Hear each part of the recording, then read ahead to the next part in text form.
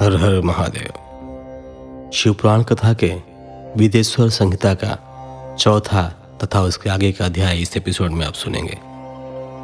विदेश्वर संहिता का पहला, दूसरा और तीसरा अध्याय पिछले एपिसोड में दिया गया है, तो चलिए सुनते हैं आगे चौथा अध्याय। सनत कुमार व्यास संवाद।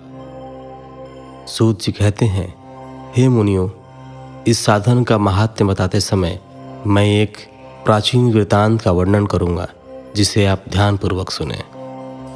बहुत पहले की बात है। पराशर मुनि के पुत्र मेरे गुरु व्यास देव जी सरस्वती नदी के तट पर तपस्या कर रहे थे। एक दिन सूर्य के समान तेजस्वी विमान से यात्रा करते हुए भगवान सनत कुमार वहां जा पहुंचे। मेरे गुरु ध्यान में मग्न थे। जागने पर अपने सामने सनत कुमार जी को देखकर वे बड़ी तेजी से उठे और उनके चरणों का स्पर्श कर उन्हें अर्घ्य देकर योग्य आसन पर विराजमान किया। प्रसन्न होकर सनत कुमार जी गंभीर वाणी में बोले, मुनि, तुम सत्य का चिंतन करो। सत्य तत्व का चिंतन ही श्रेय प्राप्ति का मार्ग है।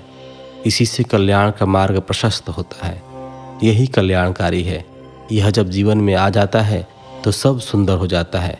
सत्य का अर्थ है सदैव रहने वाला, जिस पर इस काल का कोई प्रभाव नहीं पड़ता। यह सदा एक समान रहता है। सनत कुमार जी ने महर्षि व्यास को आगे समझाते हुए कहा, महर्षि, सत्य पदार्थ भगवान शिव ही है।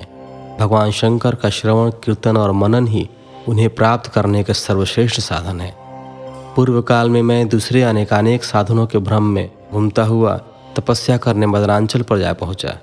कुछ समय बाद महेश्वर शिव की आज्ञा से सबके साक्षी तथा शिवगणों के स्वामी नंदिकेश्वर वहां आए और स्नेहपूर्वक मुक्ति का साधन बताते हुए बोले, भगवान शंकर का श्रवण, कीर्तन और मनन ही मुक्ति का स्रोत है।